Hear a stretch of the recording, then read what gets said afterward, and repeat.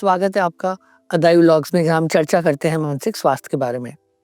हमने पिछली बार बात करी बाइपोलर डिसऑर्डर बच्चों में। हमने मेनिया, हाइपोमेनिया, डिप्रेसिव एपिसोड्स की बात करी। इन सिम्टम्स की जानकारी के लिए आप नीचे लिंक पे क्लिक कर सकते हैं। बाइपोलर डिसऑर्डर की ट्रीटमेंट जितनी जल्दी होती है उतना उसका प्रोग्नोसिस बेहतर होता है। ज़्यादातर बीमारियों में अगर उसकी शुरुआत जल्दी होती है, यानी चाइल्डहुड ऑनसेट होता है, तो ऐसा माना जाता है कि प्रोग्नोसिस ज़्यादा खराब है। इसलिए अर्ली इंटरवेंशन की बहुत ज़्यादा वैल्यू है। इंटरवेंशन की बात करें उससे पहले ये समझने की कोशिश करते हैं कि बच्चों में बाइपोलर डिसऑर्डर होता क्यों है। सचिन, बच्चों में जो बाइपोलर डिसऑर्डर है, हम बायोसाइकोसोशल की बात करते हैं, पर बायोलॉजिकल पे I want you to focus. क्या कारण है कि बच्चों में बाइपोलर डिसऑर्डर होता है? बाइपोलर डिसऑर्डर खासकर जब हम बात करते हैं तो इस बीमारी में हेरिटेबिलिटी रेट्स मतलब आनुवंशिकता बहुत हाई होती है। इसलिए आप जनरली देखेंगे कि बाइपोलर डिसऑर्डर जिन बच्चों में देखे जाते हैं उनके फैमिली मेंबर्स में बाइपोलर डिसऑर्डर के चांसेस प्रीवियस जनरेशन्स में काफ़ी हाई होते हैं। बाइपोलर डिसऑर्डर्स ही नहीं, डिप्रेशन, स्किज़ोफ्रेनिया या दूसरे तरीके की मानसिक बीमारियां फैमिली मेंबर्स में देखी जा सकती हैं। पर यहाँ पे ये बात भी शायद समझनी ज़रूरी है कि जस्ट बिकॉज फैमिली में है, इसका ये मतलब नहीं है कि बच्चों में आएगा। बिल्कुल। तो हम ये स्टिग्मा या डिस्क्रिमिनेशन ना होने दें। ये एक अंडरस्टैंडिंग है कि जब हम कॉजेस की बात करते हैं और बायोसाइकोसोशल की बात करते हैं तो हम ये समझते हैं कि जेनेटिक्स का भी एक रोल है। पर इसको इस तरह से ना समझे कि जेनेटिक्स का मतलब है कि अगर पेरेंट्स में है तो बच्चों में होगा ही। इस चीज से हमें डिफरेंशिएट करना हमेशा जरूरी है। यस जी जी जी। इसके अलावा जब हम न्यूरोट्रांसमीटर्स के बारे में भी बात करते हैं, जो केमिकल्स होते हैं ब्रेन में, तो जिस तरह नॉर्मल डिप्रेशन के बारे में जैसे हम कहते हैं, उसी तरह बाइपोलर डिप्रेशन में भी सेरोटोनिन, नॉरएपिनेफ्रिन जैसे न्यूरोट्रांसमीटर्स के एबनॉर्मेलिटीज देखे गए हैं। And on the other hand जब हम मेनिया, हाइपोमेनिया के बारे में बात करते हैं तो वहाँ पर डोपामिन लेवल्स देखे जाते हैं कि उसमें एबनॉर्मेलिटीज होते हैं जब उन बच्चों में मेनिक या हाइपोमेनिक एपिसोड के दौरान वो चेंजेस देखे जाते हैं। इसके अलावा जैसे जस्ट आपने कहा था, जस्ट बायोलॉजिकल नहीं होता है, बच्चे जिस वातावरण में बड़े होते हैं उस पर भी इम्पोर्टेंस रहता है।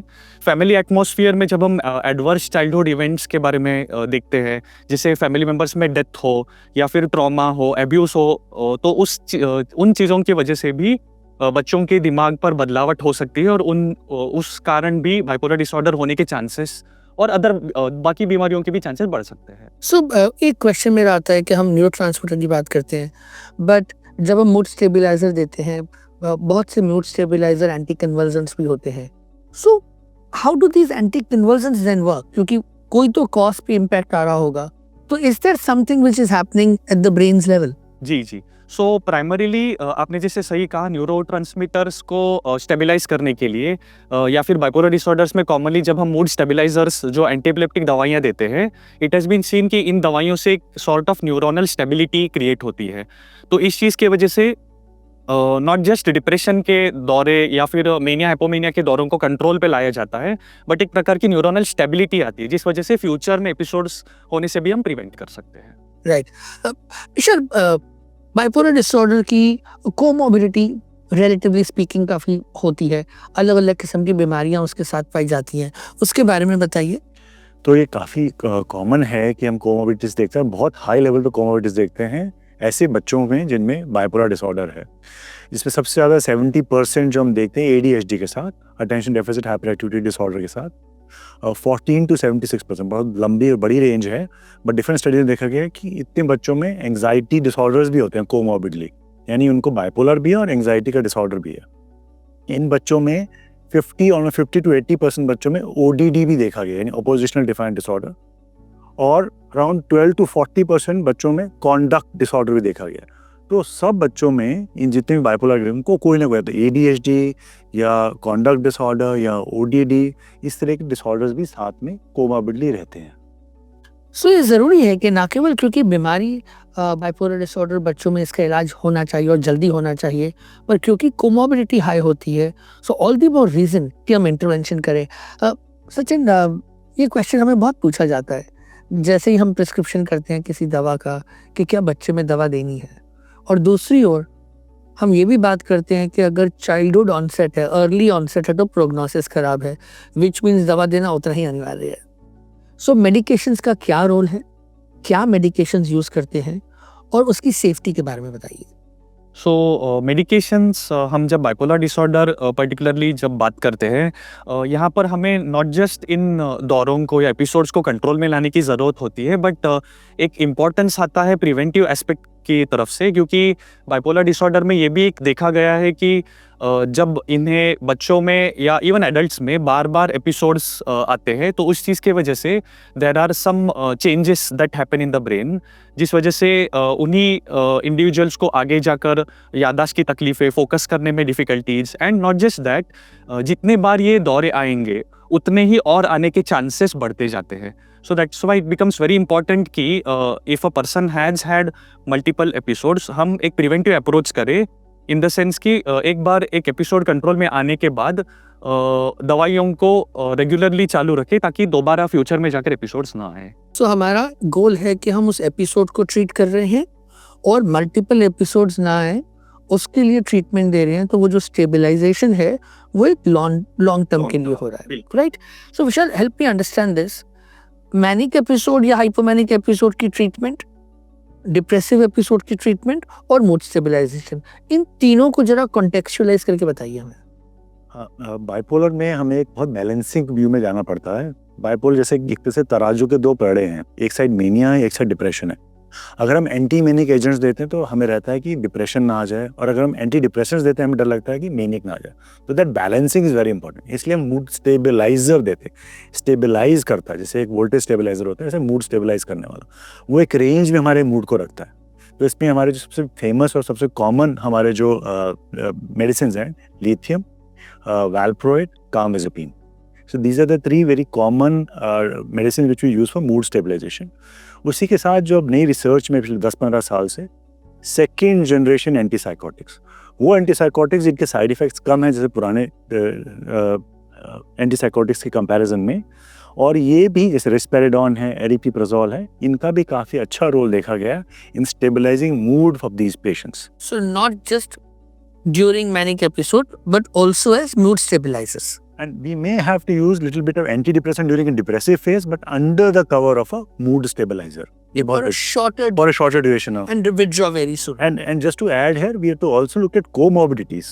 हमें उनका भी ध्यान रखना पड़ेगा, क्योंकि इन बच्चों में ADHD बहुत कॉमन है, ODD भी हो सकता है, एंग्जाइटी डिसऑर्डर, तो we have to manage those thing also, because अगर इनका इंटरप्ले से एपिसोड दोबारा ना आ जाए, उसको हमें उसको भी प्रिवेंट करने की या कम करने की जरूरत है। सो विशाल, 2-3 चीजें जो पेरेंट्स आपसे पूछते ही हैं कि दवा आप कब तक देंगे, और इतने छोटे बच्चे हैं, इनको दवा देनी भी चाहिए या नहीं देनी चाहिए, दवा के बिना क्या काम नहीं चल सकता। जैसे सचिन ने भी बताया, अगर हम इन पेशेंट्स को ढंग से ट्रीट ना करें तो अनफॉर्चुनेटली फ्रीक्वेंसी ऑफ एपिसोड्स बढ़ जाएगा, ड्यूरेशन ऑफ एपिसोड्स बढ़ जाएगा, और हम बोलते हैं inter episode deficits, inter episode रेजुअल symptoms, वो बढ़ जाएंगे। वो बड़ी खतरनाक चीज़ है, उससे बच्चे के करियर पे, लाइफ पे बहुत फ़र्क पड़ सकता है। तो ये बहुत इंपॉर्टेंट है, फर्स्ट एपिसोड में जल्दी पेशेंट आए हमारे पास, हम ट्रीटमेंट दें। कभी कभी बच्चा बहुत जल्दी रिस्पॉन्ड करता है, 2 से 3 हफ्ते में रिस्पॉन्ड करके ठीक हो गया, तो घर वालों को लगता है अब तो दवाई बंद कर देनी चाहिए, पेशेंट ठीक हो गया। But this is not like fever, this is like childhood diabetes और चाइल्डहुड हाइपरटेंशन, जहाँ हमें ध्यान रखने की ज़रूरत है। अगर हम दवाई नहीं देंगे मेंटेनेंस फेज़ की, पेशेंट को नेक्स्ट एपिसोड आ जाएगा, और नेक्स्ट एपिसोड में हमें शायद डबल डोज पे दवाई देने पड़े, और हमें लॉन्गर ड्यूरेशन देने पड़े, और इतनी जल्दी बच्चा ना ठीक हो। तो इसलिए इंपॉर्टेंट है मेडिसिन को कॉन्टिन्यू रखें, रेगुलर रखें, और हम डॉक्टर से रेगुलर मिलते रहें, बिकॉज उनकी डोजेस को फिर हम कम भी कर सकते हैं depending on the symptom. But ये सोचना कि अगर एक यंग बच्चे में दवा देंगे तो दवा के नुकसान होंगे और दवा के बिना ही ट्रीटमेंट होना चाहिए, वो इन्फॉर्मेशन गलत है, राइट? बिल्कुल गलत है, हमें ध्यान रखना चाहिए। और दूसरी बात कि अगर हमने दवा दे दी तो सारी जिंदगी ही देनी पड़ेगी, उस बात को भी आप गलत मानेंगे? हाँ, क्योंकि ये इंपॉर्टेंट है। अब जितने भी हमारे पास दवाइयाँ आई हैं, they have come after long research. 5 से 10 साल का कम से कम रिसर्च होता है from lab to coming to the market. तो ऐसे नहीं कि दवाई हम ऐसे अपने मन से दे रहे हैं। These are approved medication, studied well in children, studied for side effects also, और वो लगातार मॉनिटरिंग चलती रहती है थ्रू आउट द वर्ल्ड। कहीं पे भी अगर हमें किसी भी ड्रग का लगता है कोई लाइफ थ्रेटनिंग साइड इफेक्ट है, तो हम इमीडिएटली उन दवाइयों को बंद कर देते हैं और पूरे वर्ल्ड में बंद कर देते हैं। ये बहुत इंपॉर्टेंट है। और ये ज़रूरी नहीं है कि उसको सारी लाइफ दवाई देनी पड़े। अगर हम उसको जल्दी ट्रीटमेंट हो सकता है after 10-15 years we may be able to stop the drug also, there is a possibility. So दवा देनी ज़रूरी है, दवा सारी ज़िंदगी दी जाएगी ये बात सही नहीं है।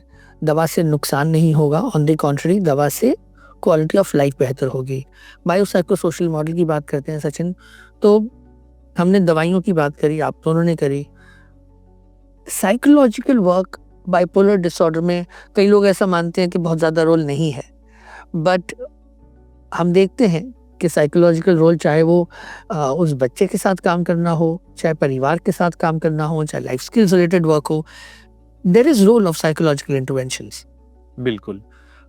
खासकर बाइपोलर डिसऑर्डर में जब हम एपिसोड्स के बारे में बात करते हैं, one of the most important things जिनका कनेक्शन देखा गया है ये है कि बच्चे को कितना स्ट्रेसफुल कंडीशंस जो फ्यूचर में आते हैं, तो उन चीज़ों के डायरेक्शन से अगर हम देखेंगे तो एक फैमिली का एटमॉस्फेयर घर पर कैसे होता है, स्कूल का एटमॉस्फेयर कैसे होता है, इन चीज़ों के ऊपर देखना ज़रूरी होता है। सो that's Y on the basis of that, a lot of family focused therapy and CBT that focuses on developing a child's skills of dealing with stress, या बच्चे के खुद के इमोशनल रेगुलेशन पर इम्प्रूवमेंट लाने के लिए थेरेपी का फोकस होता है।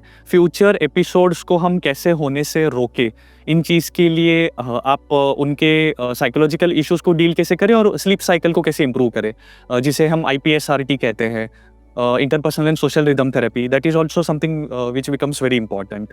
So in general सारे साइकेट्रिक इश्यूज में बीमारी के दौरे को कंट्रोल में लाना ही ज़रूरी नहीं होता है, दोबारा आने से रोकने के लिए घर का वातावरण कैसे चेंज करे, स्कूल का वातावरण कैसे चेंज करे, और पेरेंट्स को कितना साइको एजुकेट करे ताकि उन्हें बीमारी के बारे में, दवाइयों के बारे में पता हो, अर्ली साइंस कैसे पता करें कि बच्चे को दोबारा शायद डिप्रेशन के लक्षण आ रहे हैं या मेनिक सिम्टम्स आ रहे हैं, कैसे इमीडिएटली कैच करें, किस समय डॉक्टर के पास ले आना है। सो इन सारी चीज़ों के बारे में इंफॉर्मेशन रहना काफ़ी ज़रूरी होता है।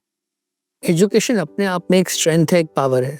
जब हम बीमारियों के बारे में जानकारी लेते हैं, हम उन्हें पहचानने की क्षमता रखते हैं, तो उसका मतलब जिसको परेशानी हो रही है उसको हम जल्द से जल्द हेल्प दिलवा पाते हैं।